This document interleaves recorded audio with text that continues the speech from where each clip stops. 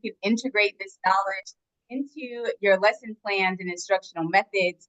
Can you create experiences in the classroom that shift learning from a passive top-down learning experience to an actively engaged experience in which students can see how history is relevant to their present day lives? What present day parallels can you use to make this information more concrete and more applicable? How can you move beyond the presentation and create activities, whether it's looking at economic explorations, literary explorations, debates on how staying in the South may have been a benefit versus moving to the North may have been a benefit, studies of the societal mores of the North, studying the parallels of systematic racism in the South and the North. So as we start to move through the slides, you'll notice that the paintings featured are by Mr. Jacob Lawrence. In 1940, he received a grant from the Rosenwald Foundation to create a 60-panel piece that was known as the Migration of the Negro. Now it's referred to as the Migration Series. So we'll go ahead and get started. Slide 1, please. The Great Migration, also known as the Exodus or the Black Migration, the Great Northern Migration, and even the Second Emancipation. It's referred to as the Second Emancipation because it represents a significant move toward freedom and opportunity. It was the largest internal migration of people in the United States. The Great Migration started as early as the post-Civil War era, but it's officially defined as the time period between 1916 and 1970. This exodus is divided into two waves. So we have a 1916 to 1940 wave, and we have a 1941 to 1970 wave. In that first wave, approximately 1.75 million African Americans left the rural South to urban areas in the North, Midwest, and the West. So think Washington, D.C., Philadelphia, New York City, Pittsburgh, Cleveland, Detroit, Chicago. That second wave encompassed upwards of 6 million African Americans leaving the South. But because your summer institute focuses on the Great Migration and the Harlem Renaissance of 1918, 1937, we're going to focus on that first wave of migrants associated with the 1916, 1940 era. Slide 2. So what are the whys? African Americans are choosing to move during this era for multiple reasons. And I tend to group them into push and pull factors. So push factors could include anything from racial segregation and trying to get away from the oppressive Jim Crow laws in the South, widespread racial violence in the South, think lynching, limited economic opportunities, so sharecropping and what Douglas Blackman refers to as slavery by another name, disasters in Southern agriculture in the 1910s. So the boll weevil, this little bug who destroys the cotton crops across the South, like destroyed the cotton crops so pervasively that Enterprise, Alabama has a statue dedicated to the boll weevil. And even floods are going to be associated with these disasters in Southern agriculture. Mississippi and Alabama are devastated by floods. So those are the push factors. Next slide. The pull factors are going to center around economic opportunities. So economic opportunities result from labor shortages that were created by World War I in northern industry and manufacturing. The First World War interrupted European migration to the United States, and it eliminated a major source of cheap labor. At the same time, you have European governments and the United States placing large orders of war materials with northern factories. So thousands of jobs are going to become available in steel mills, railroads, meatpacking plants, and the automobile industry. Another example of a pull factor is the fact that in the North, there's less overt racism. So we're not saying that racism doesn't exist, but we're saying that it's less overt. So they didn't lynch you today. They didn't call you the N-word today. So African Americans who left the South during the Great Migration were trying to escape that overt racism that they encountered every day, from the Jim Crow laws to the justice system. Another pull factor would have been the fact that Black men in the North could vote. There were better public schools in the North. There were better living conditions in the North. So because the Great Migration is going to center around cities like Chicago, New York, Detroit, these cities are going to see substantial population increases. This is going to lead to a significant change in, next slide. So I'm on urban growth slide now. This is going to lead to a significant change in urban demographics and the development of vibrant African American neighborhoods. The influx of African American workers into these cities is going to fuel economic growth and the expansion of industries like the steel, automotive, and meatpacking industries. The arrival of African American laborers is crucial for the growth of these industries. They not only fill labor shortages, but they also contribute to the dynamic economic nature of these urban centers. This migration is going to help shape the economic landscape of the 20th century. Next slide, cultural impact. Well, so there's my economic impact slide. I kind of skipped it maybe. Cultural impact. The Great Migration is going to spark a cultural renaissance, most notably in Harlem. The Harlem Renaissance is a flourishing of African American culture in literature, music, art, and theater. So it produces iconic figures like Langston Hughes, Zora Neale Hurston, Duke Ellington, all who've left indelible marks on American culture. This period is characterized by a sense of pride and identity among African Americans because they're celebrating their heritage and rich cultural and artistic achievements. So I'm going to pause because I would be remiss if I didn't briefly mention the contributions of Marcus Garvey to the Harlem Renaissance. So that aforementioned notion of the Harlem Renaissance being characterized by a sense of pride and identity among African Americans was rooted in Marcus Garvey's philosophy of Black nationalism. Now, we give Marcus Garvey typically credit for Black nationalism, but understand that Martin Delany did it way before Marcus Garvey did. But Marcus Garvey is going to be the one that I'm associating with the Harlem Renaissance. His message encourages African Americans to see themselves as part of a larger global community. He's promoting Black nationalism, self-reliance, economic self-sufficiency, and pride, all while fostering a sense of unity and empowerment. So we see all of these positives associated with the Great Migration and the Harlem Renaissance. We see all of these positives happening on the surface.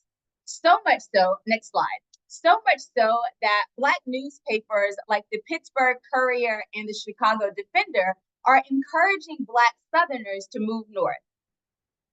Black railroad porters, dining car employees, they're distributing the Defender throughout the South.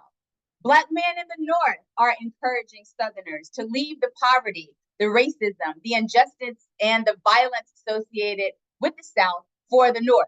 For example, an unnamed man in the Chicago Defender said, "To die from the bite of frost is far more glorious than that of the moth.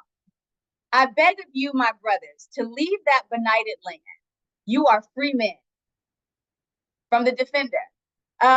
Despite the search for heavenly safe havens, many Blacks realize that their destinations you're still encountering the problems that they left in the South. Next slide.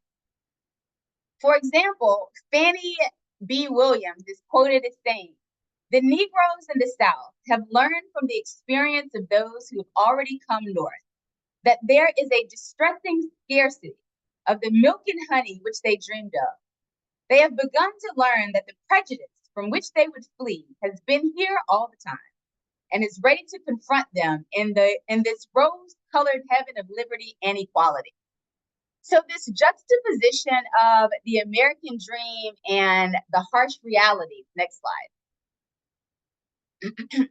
This juxtaposition of the American dream versus the harsh realities that Black Americans face in the United States is going to be the crux of Swedish economist Gunnar Myrdal's An American Dilemma, the Negro Problem and Modern Democracy. Myrdal's An American Dilemma was published in 1944, and it is a seminal work in the study of race relations in the United States because it examines the paradox of American democracy. In An American Dilemma, Myrdal examines the land in which Thomas Jefferson declared, "We hold these truths to be self-evident, that all men are created equal, that they are endowed by their creator with certain unalienable rights, that among these are life, liberty, and the pursuit of happiness."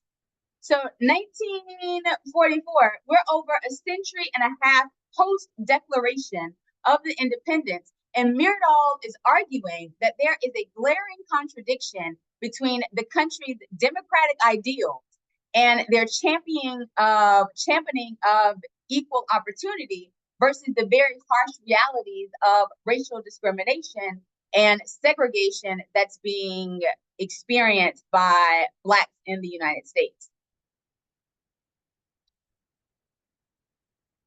Next slide.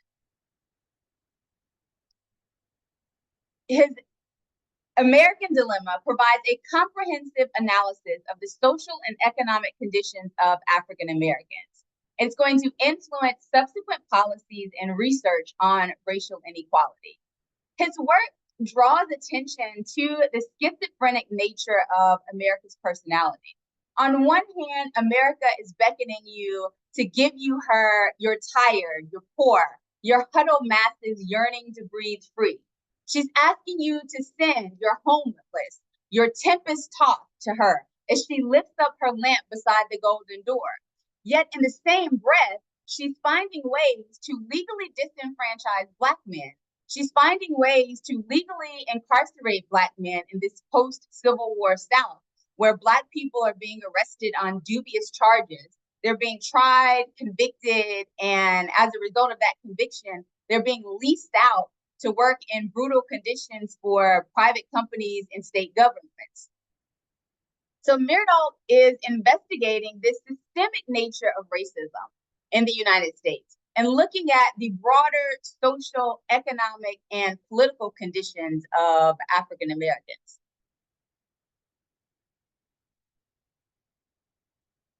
Next slide. Nothing really drives this weird juxtaposition of asking for championing equal opportunity and liberty for all versus the harsh realities of Blacks in the United States more than the Northern race riots. So the Northern race riots, you've got East St. Louis in 1917, you have Chicago in 1919, and you have Tulsa in 1921. They underscore Myrdal's thesis that the racial prejudice and discrimination are very deeply ingrained in American society. So deeply ingrained that even when these Black migrants leave the South and they're supposedly moving to a more progressive North, the riots are still there. The racial discrimination, the racial prejudice is still there. So these riots reveal the systemic and pervasive nature of racial tensions as Blacks migrate north in search of better opportunities. They're still facing hostility. They're still facing segregation and violence. His argument is that the American democratic ideals of life, liberty, equality, justice, fair treatment for all citizens is in a stark conflict with the realities of racial inequality. And Americans not only tolerate inequality, but they actively perpetuate racism and buttress white supremacy. This is vividly illustrated by these outbreaks, and it demonstrates that racial prejudice is a national issue, not a regional problem. The riots reflect the broader societal failure to address and rectify racial injustices, systemic racism, segregation, and inequality, thus validating Myrdal's analysis of American racial dilemma. Next slide. So if I had to give you 5 takeaways from Myrdal's American Dilemma, the first would be the conflict between American ideals and racial realities. So his central thesis is the contradiction between America's democratic ideals and the harsh realities of discrimination. The Great Migration illustrates this conflict because Blacks are moving north to seek freedom and equality, only to be faced with the same segregation, discrimination, and violence that they were experiencing in the South. So it demonstrates the gap between the nation's ideal and the actual lived experiences of African Americans. Our second takeaway would be systemic racism and economic inequality.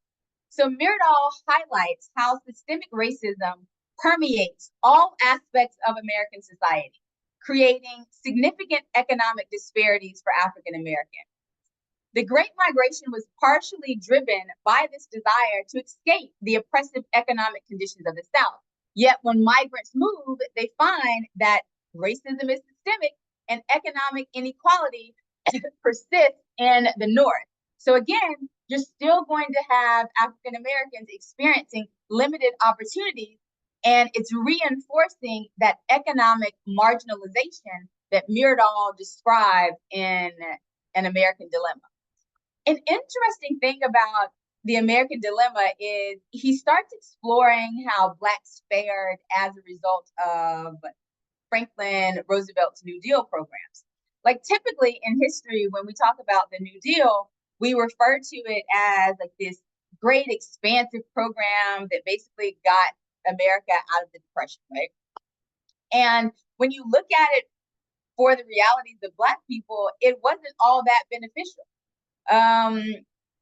Yes, it was designed to help everyone, but some of the policies actually hurt Blacks economically. So the Agricultural Adjustment Act was aimed to control crop surpluses, but it disproportionately pushes Black sharecroppers and tenant farmers off the land. So again, I'm limiting economic opportunity.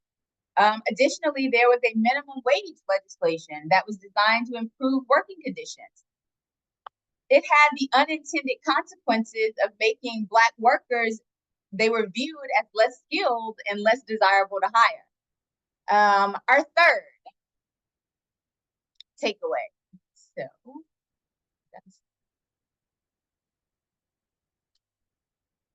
third takeaway is the role of education and social mobility.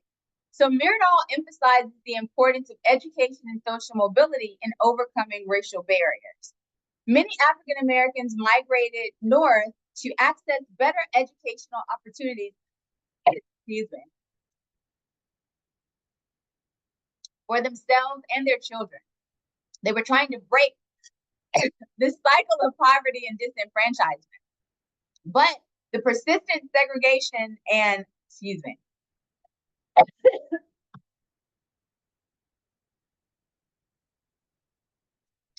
the persistent segregation and unequal educational systems in the North often hindered their social mobility. So again, we're underscoring Myrdal's point about the critical role of education in achieving racial equality. So the social and economic disadvantages imposed on Black communities are being used to justify that further discrimination. Next slide. Our fourth takeaway would be political awakening and activism. So Myrdal critiques the legal and institutional structures that fail to protect African American rights. He discusses the inadequacies of American democracy when addressing racial issues.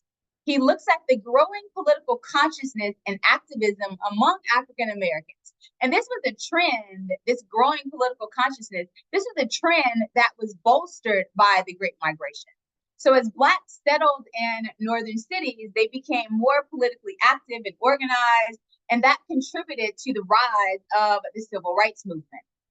This political awakening reflects Myrdal's observations that increased political participation is essential for challenging systemic racism and achieving social change.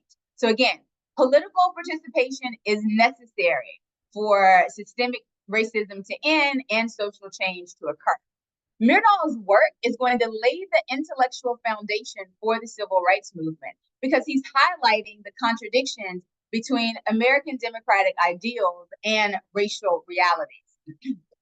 His book had a significant impact on the civil rights movement and legal battles that helped move the civil rights movement forward. In particular, it influenced the 1954 Brown v. Board of Education decision, because again, he was like laying out quite plainly with empirical data that juxtaposition of reality for Blacks in the United States and what we say is the American dream for everyone. Next slide, fifth takeaway.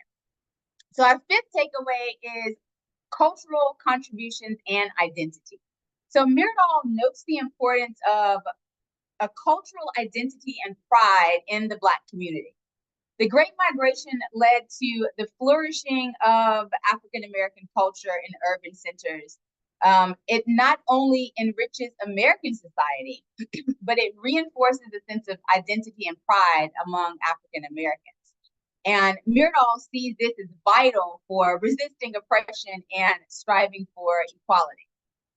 Ultimately, he believes that raising awareness and education about the contradictions discussed in American Dilemma could help bridge the gap between ideals and reality. By confronting and addressing these disparities, he believed that America would move closer to realizing its democratic ideals. So in the words of Malcolm X, I will never say that progress is being made. If you stick a knife in my back 9 inches and pull it out 6 inches, there's no progress. You pull it out all the way, there's no progress. The progress is in healing the wound that's below. That the blow that was made, and they haven't even begun to pull the knife out, much less try to heal the wound. They won't even admit that the knife is there. So although Malcolm says this almost 70, 80 years ago, we are still very much so dealing with these issues today. So now we're going to move into your breakout groups. So we're going to have Dr. Blom put you in breakout groups. But as you move into your small groups, I want you to explore the development of plans and activities that you could incorporate the workshop content into. So how will you implement the information that you're getting from the various workshops? How will you engage classroom activities around the theme? Will you have students analyze and research oral histories using primary sources? Will you have them plot key routes and cities involved so they can visualize the grand scale of this migration and understand the geographical and economic factors influencing the movement? Will you do a comparison and a contrast of life in the North versus the South? Will they compare the poetry of Langston Hughes with the paintings of Jacob Lawrence? Will you have them create a new panel? So Mr. Lawrence created 60 panels. Will they create the 61st? Will you create an exercise where they critically examine how American ideals and actions have been at odds to foster a deeper understanding of current social issues? Oftentimes in the classroom, what I'm finding is that my students, especially post-pandemic, post-George Floyd, where we didn't really have a choice but to sit down and watch what was happening in the United States, a lot of my students, not only do they want to see where they fit into this American narrative, but they also want to see how it's relevant to today. So how is the Great Migration relevant to today? How is the Harlem Renaissance relevant to today? I think we have to stop studying these issues in isolation and figure out ways so our students can explore them paralleling current social issues. Are you using these activities to encourage empathy as our students start to explore social justice in the United States? So let's move into our small groups for about 30 minutes. And then after that, you'll move into a 20-minute self-reflection um, session with yourself. That's the end of my presentation, Dr. Blum. Great. Okay, I'm going to open up these breakout rooms here. Everybody should be assigned to one. If you aren't, please, well, I'll see. We'll pop in periodically just to make sure everyone's doing all right. Any questions before we go? All right. All right. So here you go. I'm going to open the rooms now. Thank you.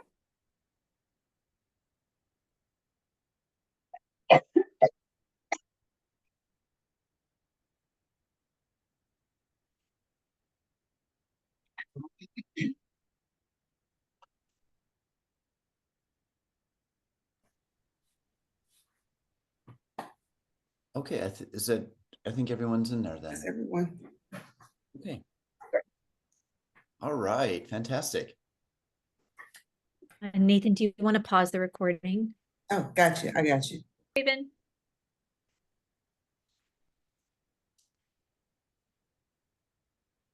Should I go ahead and close all the rooms? Yeah. All right. And so they'll have 60 seconds here. And Veronica, I have not been recording this, can you Already recording. You're good. I paused when we were talking, but we're good. And then also we can figure we have to make sure we post these on the site. Oh yeah, of course. I got you. At the end of everything we posted. Yep. Absolutely. And Professor Allen, if you don't mind, is it okay if I post your presentation as well as a reference for everybody? You may. Wonderful. Wonderful.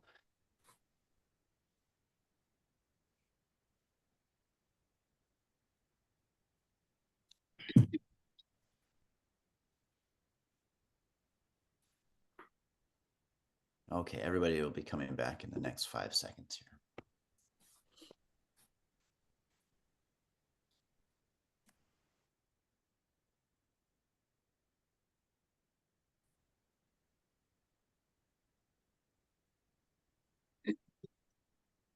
All right, welcome back, everybody. I hope that you had productive and interesting and important conversations.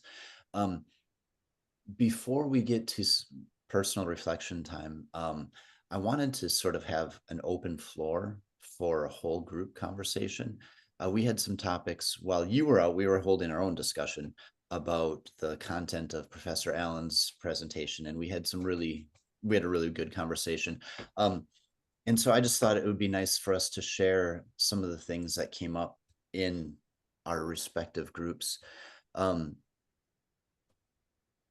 Is there anyone who had something that was really pressing and they're like, oh, we need to talk about this?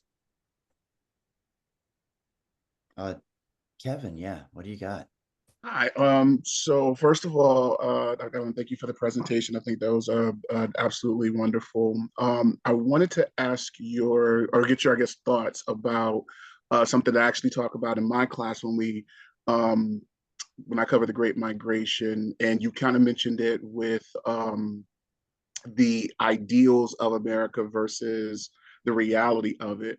One of the things that I cover with my students, and I show them, primary resource documents on it, is the irony of, as Black Americans were leaving the South, many white Southerners became angry at that and were disincentivizing African Americans from leaving.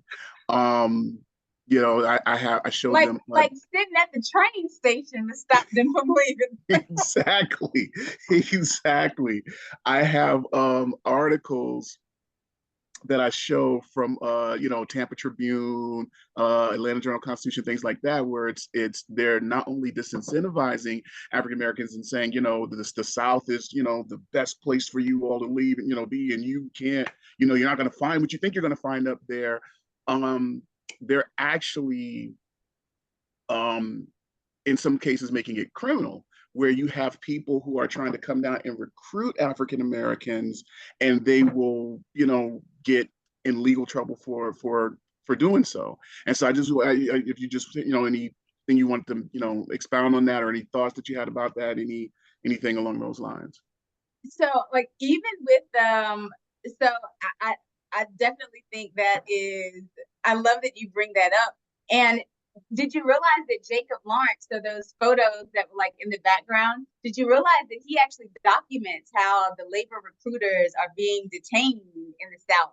So he has like mural or the painting. I think he has like 2 or 3 that detail that. It's interesting. So these people that he created white supremacy around, like, you don't want them to go, but it's that idea of I need a readily available supply of labor. It's not that I really value it. I need a readily available supply of labor, because even in 1944, the South is still an agricultural based economy. Like, you're still having the same issues of that Reconstruction era. They haven't really shifted to industrialism like the North yet. I need labor. And sharecroppers, tenant farmers, debt peonage, like that's the labor that they were utilizing at that time. So I'm gonna give a little teaser for when you all come to Alabama. In the middle of our Alabama week, we are going to be traveling to Birmingham, and we're going to be visiting the Sloss furnaces. And these were this is one of the major employers in the area. And you'll see that it was sort of this one, as well as there was a north-south migration, there was a rural-urban migration that happened during this time period. And it was the rise of Birmingham, the rise of Atlanta. And you'll see when we go to the Sloss furnaces that they had this sort of self-contradictory goal. Like they needed these laborers, and to attract them, they offered wages that were much, much higher than what they could earn working in rural settings. Something like their purchasing power was something like 400% what it was when they were working in rural settings. Yet it was that exact money that was empowering people to then leave and go north. And so they had this sort of like ambivalent relationship, as just like pure market relationship, much less like social political. So we're going to dive deeply into that in the middle of our Alabama week. It's really interesting. You're going to love the Sloss furnaces. Amazing.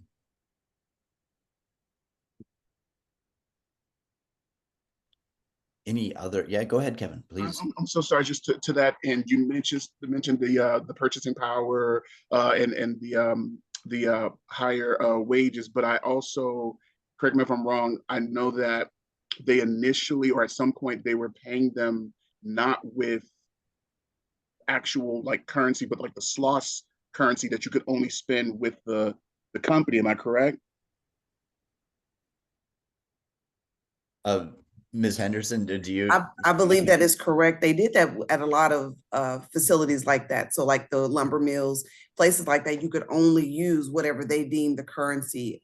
So that way you could not leave. And it actually kept you in almost like sharecropping. You owe us because we provided you with, or, we paid you, but yeah, we changed or whatever.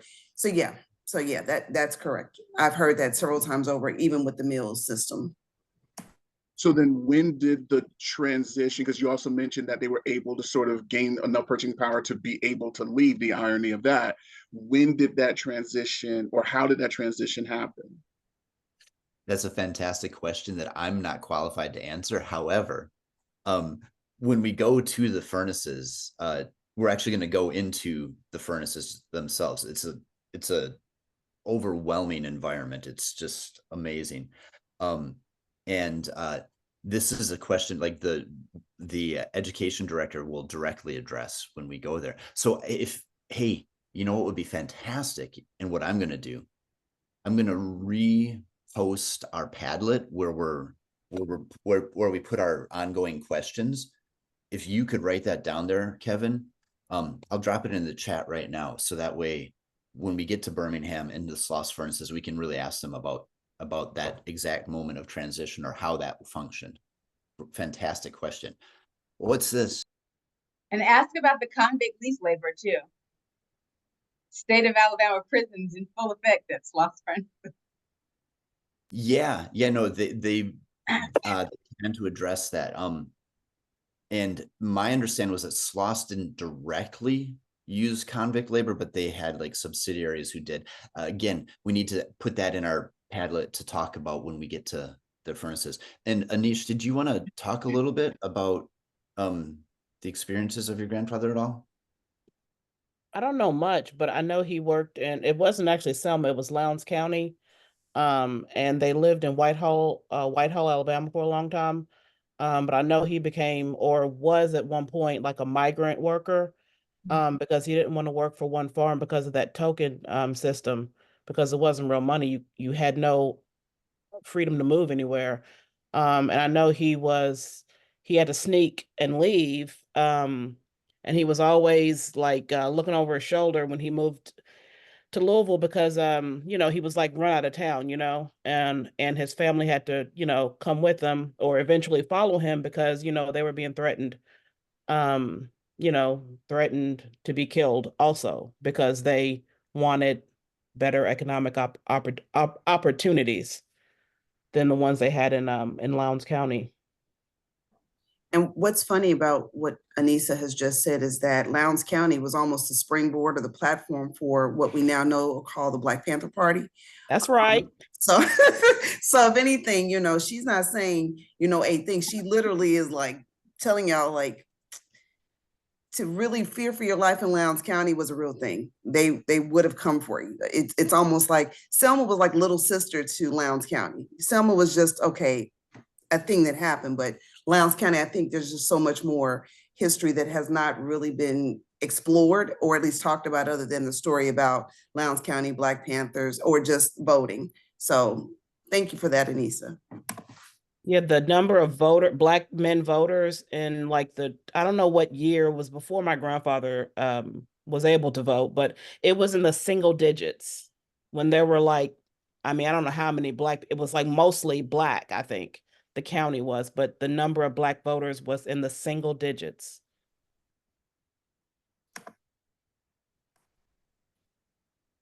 Again, like any of these topics that we want to pursue later on, these are amazing and horrifying jumping off points.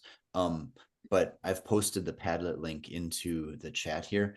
Anything that you think like we really need to come back and circle around to, please post it there. Did any other topics come up in your breakout rooms that we could all benefit from hearing? Yeah, in our group we had an interesting discussion of someone mentioned having students unpack the social studies standards so you can see, what decisions are being made at the state level about what students should be taught and why. How much attention is given to certain topics or not. So that led, I think that would be an interesting classroom activity and lead to some discussions for students to kind of see, what is deemed important or what stories are deemed important and what aren't. So I thought that was really interesting, especially with some of these curricular movements happening in certain states right now. Leanne, you're in New York, correct? Yeah, does anybody want to connect this to their local context and like the standards that and the sort of curriculum that's being pushed down by the state? Yeah, I'm in Georgia. And so we have a divisive concepts law, but also the standards are kind of interesting. The Great Migration is part of a substandard on the effects of World War I. It's really buried. And a lot of US history courses are courses that are aligned to a test. And so teachers really don't have a lot of freedom to depart from the standards and what is going to be on that test. There's a lot of pressure to not waste any time. I don't think it's a waste of time at all. So definitely there, and yeah, we talked a lot about that in our group about who's writing these standards, how are they constricting teachers, and how are they preventing students from knowing important history. I had an interesting experience when, So my name is, yes, please go oh, ahead. no, I was telling my group, me being from Cleveland, Ohio. So something about Ohio does a wonderful job to make sure those type of standards are not buried but independent, and make sure that it's covered in connection with other standards. And so it is, I think Ohio does a great job in making sure they're not just swept over, and you can vary in the way that you teach it, opposed to blanking blanketing it over like World War I or World War II. No, they stand on its own. The way that the standards are constructed is really interesting. A lot of times, they're heavily influenced in Alabama by legislature. And I had the interesting experience of when we first were awarded the NEH Institute to run this institute. The Department of Education in Alabama reached out to me, and there was I forget the individual's name, but he was so excited about what we were doing. And it was very clear to me that he was a social studies educator who was deeply, deeply interested in social justice and in undermining white supremacy and in, for lack of a better word, in an anti-racist curriculum.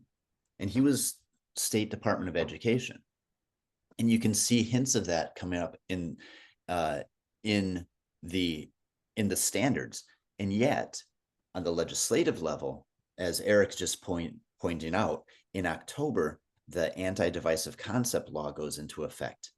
And so, Eric, do you want, like, so my point is that what you see is a tension between the people who are in the Department of Education and what they want to do and what they believe is good and what they are forced to do by the laws that go into effect. We had one of the senior members of the Department of Education come to our campus for our review. We were under our annual or whatever periodic review, and she said to us, she said, we have to enforce the laws that are being passed down.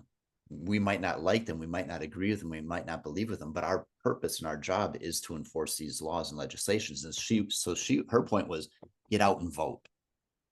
Get out and vote. Change the people who are making these decisions at the legislative level, because the people who are in the education system, at least the ones I've met in the Department of Education in Alabama, are deeply vested in what I think is a just agenda. Eric, could you speak a little bit about your question here and like your thoughts on this topic? Yeah, so this past year I was kind of following what was happening in Florida, and I won't say I intentionally picked things like Baldwin, Color Purple, and 1619 Project, but I've had a feeling that eventually these would be things that we can't read. So I made sure last year we approached them all. I had the students do a persuasive speech, and it was just kind of a hypothetical. Like, let's say that our school system decided to ban the Color Purple and the Fire Next Time. And it's like, you've read both of these books. So, how would you go about arguing in defense of keeping those on the shelves?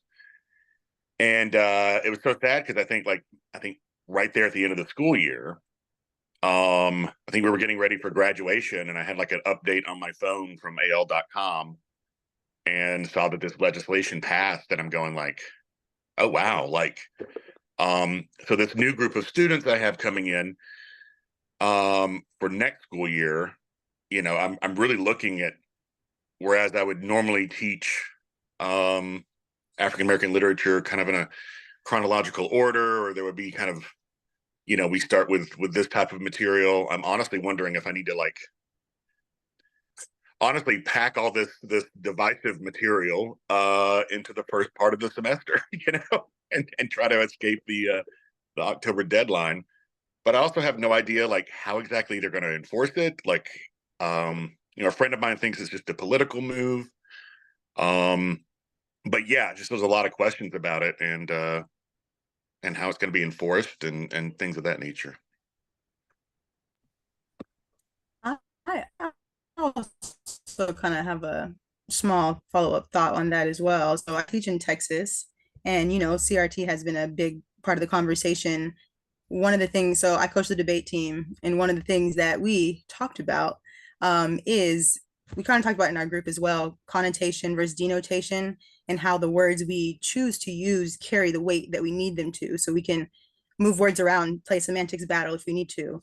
It made me think of when we talked about in our group, what's the difference between being a citizen, a refugee? What about this term domestic terrorism? And what are the things that make people come and go? That term domestic terrorism holds a lot of weight, but people usually wouldn't use that phrase to describe the things that caused the Great Migration.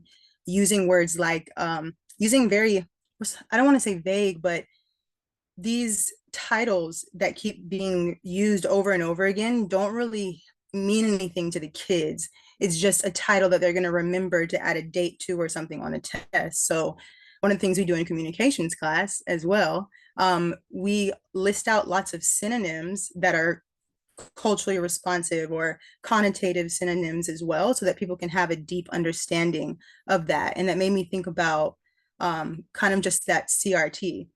I think CRT is just a funny semantics game because there's really no way to teach history without really revealing the ills. It is about the words you choose to describe it. So I don't know. I think because I'm in a bit more liberal area as well, and as the debate coach, I can make a strong argument to teach whatever I want in my class. But it's just about how you frame it when the principal walks in. And I think we can be creative about that at times. But yeah, that's it. Thank you for that, Rebecca. And it's interesting because before it was critical race theory, it was like cultural response teaching, which is interesting because it's like now at first we support one another and encourage this idea of bringing so many different stories and just backgrounds and cultural understandings into the educational setting, and then we deviate from it. But I don't want to get into a political conversation. I think we in my group and a little bit of the invitations exercises earlier, seeing the Tulsa riot and seeing that's a topic that we will cover. How do we cover those conversations? How do we talk about it? Because it's going to come up. And one of the things that we talked about in the groups was scenarios and role playing and bringing other elements that allow students to be to perform in that.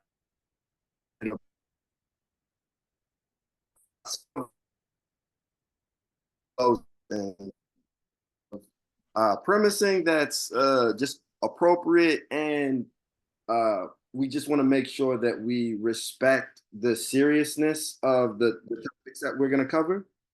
So one of the things that I would do in my classroom would create projects that align with the curriculum, allow us to touch on subjects. We would do gallery walks that allow us to see just visuals that align us with the pattern of the Great Migration. We would also, I would do this Marvel Renaissance project where the students could incorporate a little bit about their personal story and how they identify with themselves and connect that with an image or a figurehead or a specific style of artistic expression. I'm going to drop a few images of things that my students did in classroom, and they could do it through many.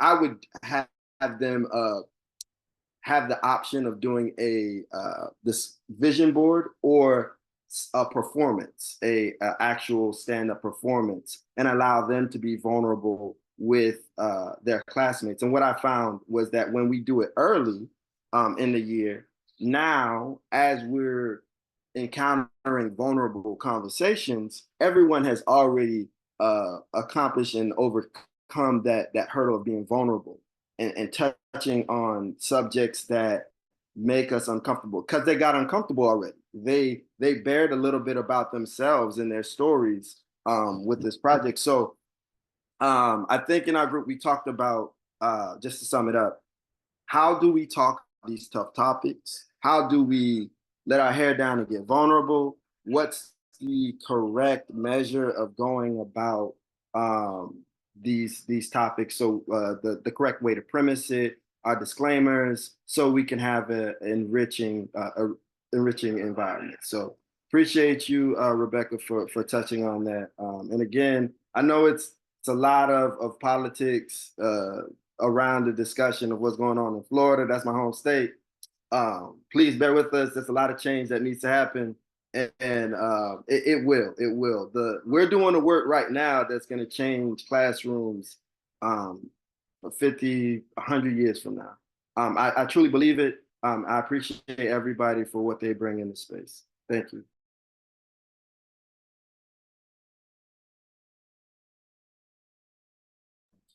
I think now I'm speaking from a librarian's perspective. I know that it may not be something folks think about first, but it is something that we do have to kind of rein in to a degree. So we used to have programming at our library. I know academic libraries probably are not the place you think about with programming, but we used to offer or extend to the campus population as well as folks off campus if they wanted to come and listen and view what we had to offer or what we were offering. And what I'm learning and have learned just being as the interim director in the past year, that there's so much more that we can offer, but maybe not in a setting that, kind of going back to the divisive concepts, is not making anyone feel bad about it. I'm also in charge of the State Black Archives, and I've talked to, in a brief conversation with Mayor Tommy Battle here in Huntsville, the goal is to make sure that what we talk about is in fact factual, not that we're making people feel bad about being a part of the group that may have been a part of the subjecting folks to, the segregation and racism. That's not the point. The point is just to tell the truth and in the best way we can. And if I can tell the best story about, Blacks in the South as being resilient, as being educated and finding ways to, rise above that station that they were formerly in. I think that's the best way to really share and expound upon what we're trying to give people. So I don't want to say that we have to stop talking about race in as much as this thing happened. Okay, done. Why did it happen? Because a person needed labor. Okay, so we're not talking about race. We didn't talk about race. But why was it this group of people? Because that was the readily available workforce. Okay. So how do we get beyond talking about race and making folks feel bad? That's not the goal. The goal is just to educate and to share. Now I get it. Florida is, well, it's Florida. So I apologize for folks there. Texas, well, there's Texas. I mean, I'm from Indiana, so there is no difference in what you're experiencing, except going back to what Stephanie said, overt racism is a thing that you experience more in certain places. I feel like in Indiana, you're going to get it. It's in your face. In Indianapolis, you get it. It's in your face. It's just not something people expect or anticipate. But there's a way to have these conversations to help the students understand themselves. And like Mark Kinley said, I want you to already feel uncomfortable. You unveil to someone the most uncomfortable thing about yourself. And it takes all that extra anxiety off the table. And now you can have an honest conversation. This is how I feel, and not feel like someone's, gonna, as Hope said, that there's a phone number. Someone's gonna text in or call in. Yeah, so they're talking about this thing. Well, you were a part of that conversation and no one forced your hand. This is just part of what we do in the classroom just to understand what's going on in the world around us. Okay, I'm sorry, off the soapbox, but that's just what we should do. And I understand that my job in an academic setting is definitely different and distinctly different from what you all do in the everyday classrooms, including Stephanie, including Nathan, including Adele.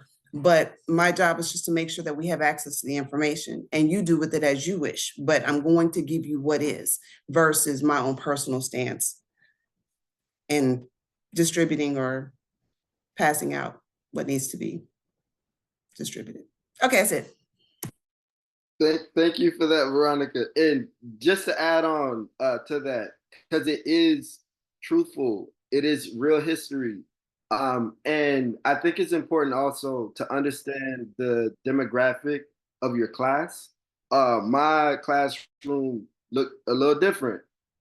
When approaching certain subjects, I understood that there would be some pushback because not everyone could see themselves represented in these type of hard-hitting stories. And so what I would do is I would do some deep dives and find out, okay, how is my student going to be represented in this time period? And so I would bring in pictures of Juan Crow laws, which are similar to Jim Crow laws, but they are discriminatory against Hispanic Americans, right? And I would bring up signs post World War II where we could see how Japanese Americans would be treated. So that way, when my students who are Japanese American, my students who are Hispanic American, they could see how, oh wait, I'm also going to experience a little bit of discomfort as I engage with this specific topic. So it does require a little bit more research, but I think when we encounter that vulnerability, is going to be worth it. So factual, stick to the facts, make sure it's real. Appreciate you, Veronica, for everything that you said. Thank you. Thank you.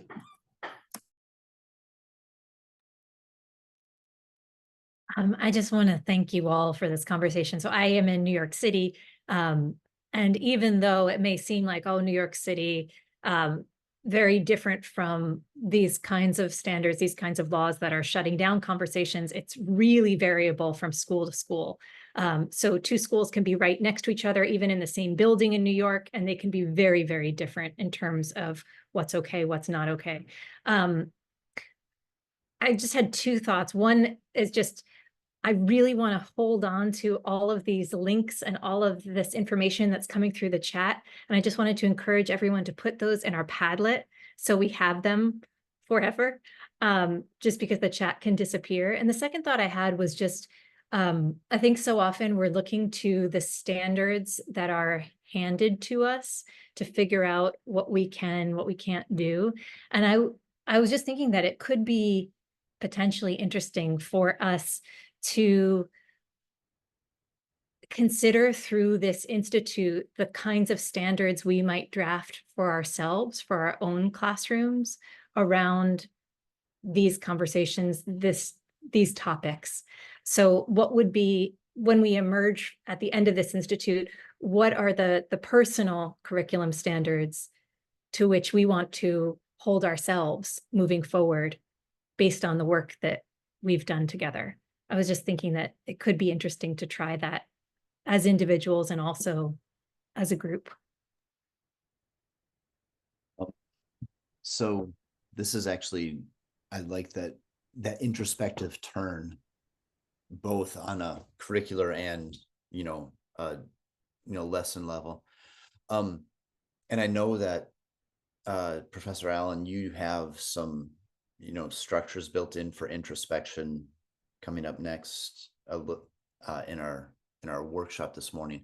But I wanted to, before transitioning into that, I wanted to give anyone who had questions for Professor Allen a chance to ask them, because she's only here with us for this morning. And so are there any specific questions that anyone would like to direct to Professor Allen before we move on to the next segment of the workshop?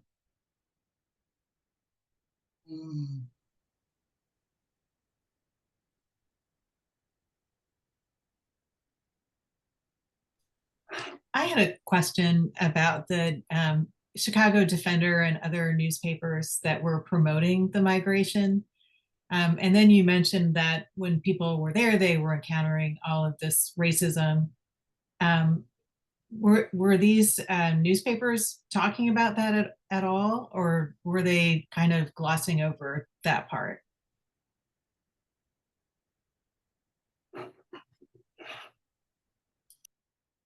I don't know, but I will find out for you, and I will send the information back to Dr. Blum. Okay, babe.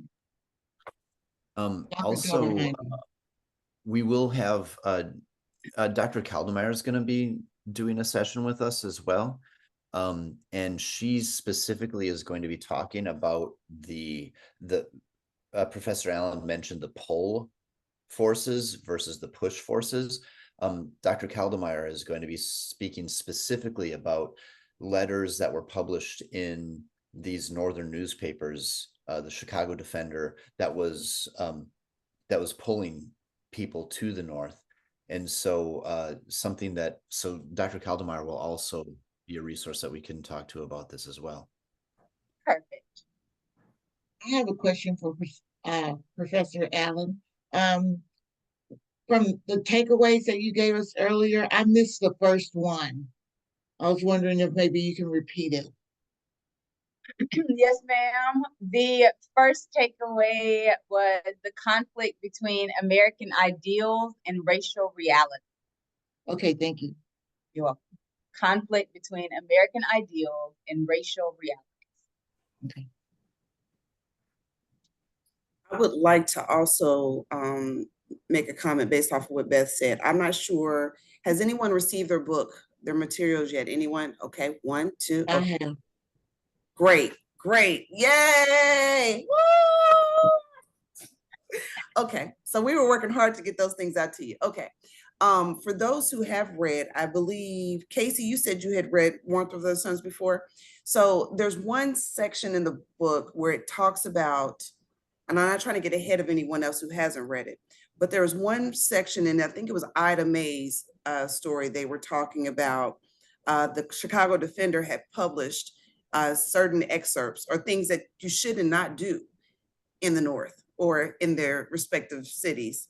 And pretty much, you should not wear your headscarf, and you should not be outside barefoot, and you should not look unkempt, and you should not speak in your vernacular, your Southern vernacular. So there were certain rules that they were even saying what you shouldn't do, so you could fit in better. So maybe not so much for Beth, and maybe not so much about some of the things you'll face possibly in the North, but definitely some things that were very specific about what you can do to avoid standing out like a sore thumb. And what Ida May even said, some things I did, most of the things I did, but there were some things, I'm going to cook my pig's feet and my ham hocks and my greens, and I'm going to still speak in my Southern vernacular. I'm still going to be me, but I will adhere to some of the things to maybe take away some of the stares and the extra, maybe looks from passersby if she was out in the community. So that's something I wanted to point out now, even though you're not there yet. That's something I wanted to at least address now for your sake, maybe just to kind of give you an idea of how people could avoid that overt, going back to Stephanie's word, that overt racism where people do look down on you and probably give you, second-class citizenship based off of knowing that you are not from the North. And to pick up on what Ms. Henderson is saying, like, there's even temperance movements in the North. Like she was saying, that they teach you what not to do. So the temperance movements are a big thing to kind of acculturate, acclimate Southern Blacks to life in the North. And again, it's that idea also to create a sense of community. So I don't know. I'll look at, but I'm sure Dr. Caldemeyer will find it for you. But I'll look into it also. But I would imagine that the North isn't really known for that overt racism. It's more covert. So it's more job discrimination. It's more moving to the opposing side of the street as opposed to the lynchings and the spitting and the calling of the N-word. So the racism is still there. And I doubt that the Chicago Defender was like glossing over it, but I will confirm for you.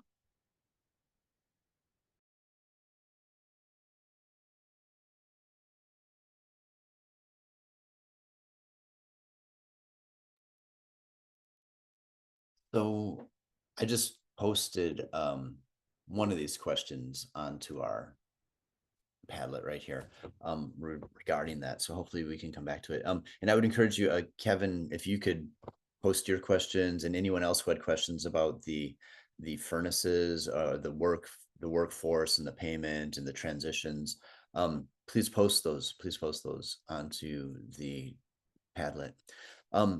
Professor Allen, so if you could sort of take us out here, I will turn the floor over to you. One more time.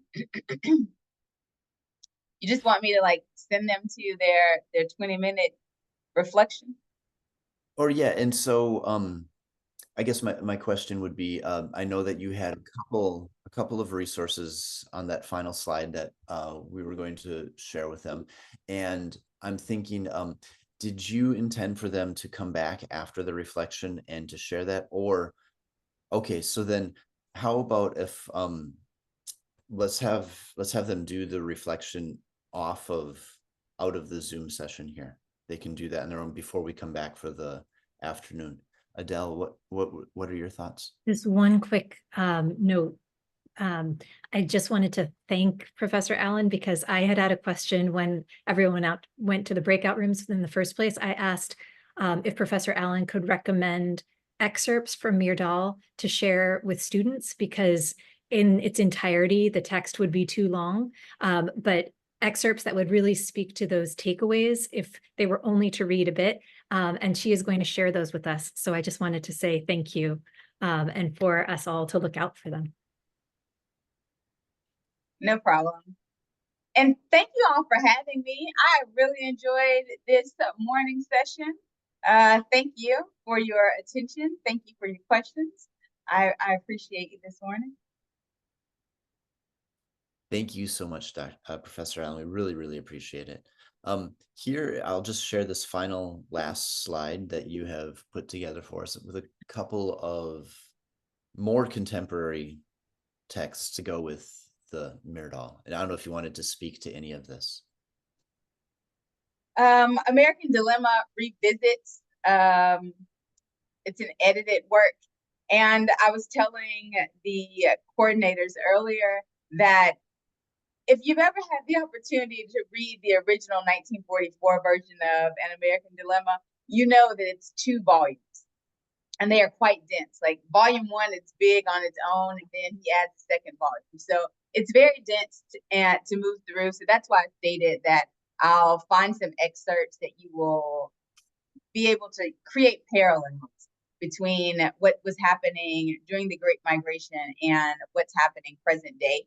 And I promise you, for a lot of these, if you don't provide the context outside of the wording, because it's definitely written by an academician, but if you don't provide context, it could easily be parallel to our present day times. So I'll do that with the excerpts. American Dilemma Revisited is actually a book that's published in 1994 or 1996. I can't remember, but it revisits. And the 90s that's over 30 years ago, but you're still looking at some of those same issues. New Jim Crow, mass incarceration. We also talked about just mercy while you all were in the breakout sessions. Slavery by Another Name, Douglas Blackman, The Color of Law, A Forgotten History. All of these are going to be great resources as you start to try to make this Great Migration Harlem Renaissance relevant to today. Good resources. Thank you. Fantastic. Thank you so much, Professor Allen. We really, really, really value what you've contributed here, the expertise and the resources as well. So greatly appreciated. Thank you so much for sharing that with us. So as Professor Allen said, we wanted to give you some time to reflect upon both the content, perhaps personal connections, and then also pedagogical connections. What might you take from this and bring into your own classrooms, especially while it's fresh in your mind? And so we're going to give you about 20 minutes to go ahead and reflect on that. And so I don't think that we need to do this in breakout rooms. We don't need to do this in the Zoom session. We will give you that 20 minutes now, and then it will go right into your lunch, and then we can come back at 1 o'clock to reconvene for our afternoon session, which will focus on pedagogy for about a third of it, and then also education and its role within the Great Migration. So again, thank you, Professor Allen. Thank you, thank you, thank you. And we will see everybody back at 1 o'clock. And thank you so much for the wonderful conversations. Bye, everyone. Have a great afternoon. Enjoy your. Thank you. Thanks, Ms. Stephanie. You're welcome. Thank you. Have a good one. You Bye, too. y'all. Thank you. Welcome.